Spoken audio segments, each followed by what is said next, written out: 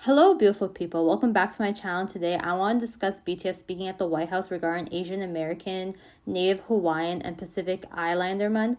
Originally, I didn't want to make a video when it was announced as I didn't want to dampen the mood, but because of this recent debate, I want to inform everyone why this was an issue. There's been a lot of confusion on why people, particularly Asian Americans, oppose this visit since BTS is shedding light on a racial issue and Asian Americans often express they aren't properly represented. While there are others, especially Asian Americans, felt that it was right for them to go. They were actually really appreciated BTS's visit and felt it did bring a lot of Asian representation. I will also debunk some misinformation such as whether BTS were the only ones who were invited. Because of this video's intention is to be informative rather than argumentative, I'm not really stating my opinion, rather than I'm showing casing all sides of the debate so everyone has a better idea. And if you want, you can start a discussion in the comments. I will always respond as long as you're respectful. Now, without further ado, let's get it.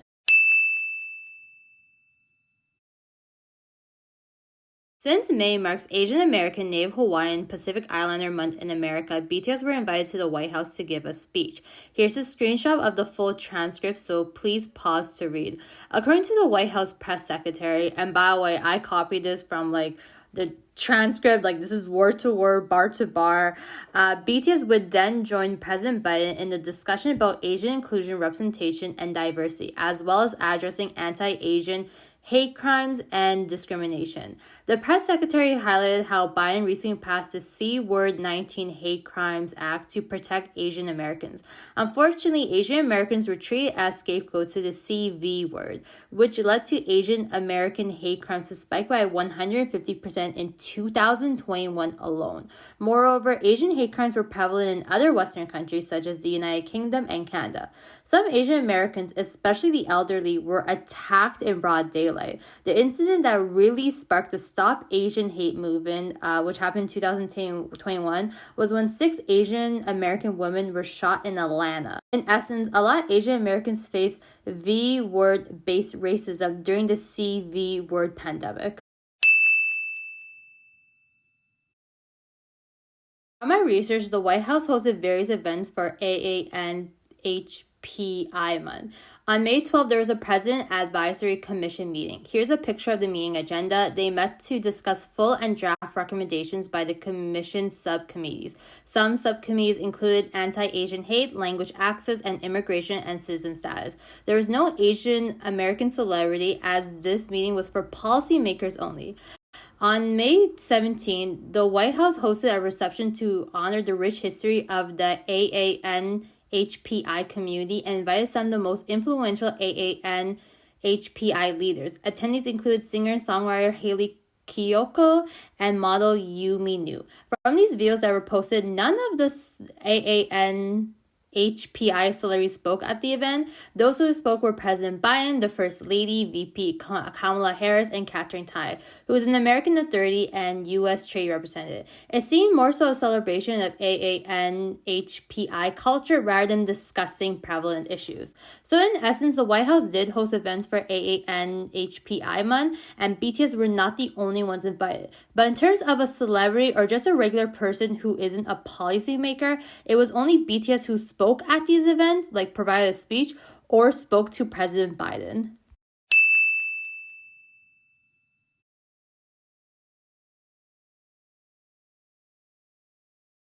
Although the press secretary said that they were going to talk about anti-Asian hate and Asian diversity and inclusion, given that the events team has Asian American in it, it's likely that the central focus would be Asian people in America. As well, Asian hate crimes primarily happen in Western countries, so there's a high chance that BTS would be asked about anti-Asian American hate crimes. And they did allude to Asian American hate crimes in their speech. Now, I see some rebuttals such as, well, this is a race issue. Why does it matter if they're not Asian American? What people don't realize is that there is a difference between being Asian and being Asian American. So, for example, in 2021, a lot of Asian Americans would constantly fear if their grandparents would get attacked, even if they visit a safe environment, like a grocery store. Around 33% of Asian Americans even changed their daily routines to avoid being attacked. But for a lot of Asian people, they wouldn't understand that because it just didn't happen to them. They were never made to be a villain in their own country. During this time, a lot of Asian Americans were constantly shunned by other Americans. They felt like they were an outcast in a country that they grew up in, their native home. Yeah, a lot of Asian people wouldn't understand that because they grew up in a homogeneous country. They're always going to be accepted because they were the majority. In fact, a lot of Asian Americans had to deal with white supremacy, which again, Asian people wouldn't necessarily understand because white populations tend to be low in their own Asian countries. Although BTS were invited to speak about inclusion and diversity, a lot of Asian Americans do have different perspectives on those issues. A lot of them felt like they weren't included because they rarely saw themselves represented in American media like books and TV. With Asian people, they didn't have to deal with diversity issues in the media. Some Asian Americans spoke about having an identity crisis. They would experience two cultures simultaneously, yet never felt like they belonged to one. They felt like they were not American enough to their non Asian friends because their parents' beliefs were so different from theirs. Yet they felt they weren't Asian enough. Some couldn't even speak their family's native language well, and they couldn't even connect with their relatives. Or their American values would just conflict with their family's Asian values. In essence, Asian Americans and Asian people have different experiences with racism and cultural identity. That's why people thought it was inappropriate for BTS to speak at the White House. Now, what I mean by inappropriate, it means that it just wasn't suitable for their circumstance, which was discussing Asian hate and Asian inclusion and diversity in America. BTS all grew up in Korea, so they can't give an informed take. In fact, there are a lot of Asian American celebrities who spoke about inclusion, Asian American hate crimes. Olivia Munn, who is half Asian, spoke to The View about these hate crimes. K-pop idol Eric Nam, who grew up in Atlanta, wrote an op-ed about dealing with microaggressions and anti-Asian hate. When you think about it deeper, it's like, why is the White House inviting people from overseas to speak on a domestic issue when they have a plethora of American Asian celebrities to speak on it? Again, some felt like if BTS were speaking about Asian American hate crimes in Korea, it would be okay because they're just reporting on an overseas issue to their own native government. But it's just not the case with America. Basically, since BTS did not grow up in America, it was just inappropriate for them to speak on an event centered on Asian American hate and diversity. Another rebuttal is that, well, BTS is still bringing light to such an important topic. However, when you're discussing an issue, you want to give an informed take so the other side has an in depth understanding of the cause behind the issue and then propose a solution. So, for example, a solution to the hate crimes is to include Asian American history to the American curriculum. People realize the cause of this bigotry is that some Americans are taught at a young age to view Asian Americans as an other, even though Asians play an integral role in American history. But people would never propose a solution or understand its cause if it wasn't for Asian Americans speaking out. For example, Riverdale's Charles Manson stated in his essay that not learning about Asian American history caused him to feel invisible. Again, because influential Asian Americans like Charles Melton shared their experience as an Asian American growing up, lawmakers and educators were able to gain a very good understanding of anti-Asian American sentiment. Whereas with BTS, since they grew up in Korea, they can't really give an accurate take to this issue and may not give the most productive discussion to the president. Well, I talked to my friend who's on the opposing side, and I even point out to him that BTS has experienced racism in America. And after going back and forth with each other, we both concluded that, well, they do face racism, but it's different. BTS has experienced xenophobia in America, which is dislike or prejudice against people from other countries. In a letter to show support to the Asian American community back in 2021, BTS stated that we recall moments when we faced discrimination as Asians. We have endured explicitives. So, from this context, I'm assuming like slurs or just really extreme and aggressive language without reason, and we were mocked for the way we look. We were even asked why Asians spoke in English. So, as you can tell, they face racism as foreigners.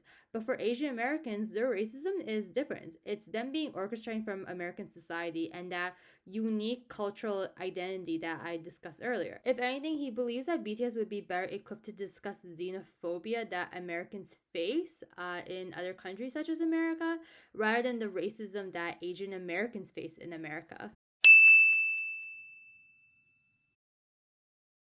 Now, I know I said that this video is mainly informative, not opinion based, but I just don't really get this take. I know I don't know BTS personally, and I know they've been accused of performative activism, such as their BLM donation.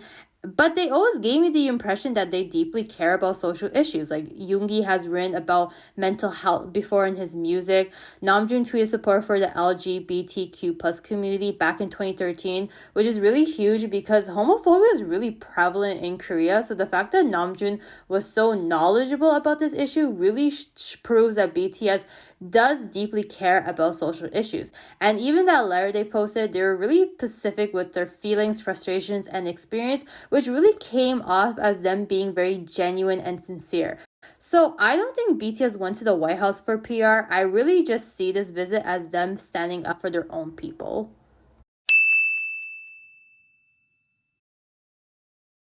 Now, something that my colleague from America brought up is that the whole visit is just showboating. So, showboating is the action or practice of showing off. And what my colleague says specifically is that the whole thing is just showboating. It's a way of acting fanfare to politics, something that the US is constantly doing to distract from inaction. It's literally propaganda. So, in other words, she feels that Biden is just showing off that he's doing a lot for the anti Asian hate movement when he hasn't done much work at all. And honestly, I really do agree with this perspective because I saw the video of BTS talking to Kamala Harris and Biden and I showed it to my friend too. And honestly, we just felt like there was just no productive conversation.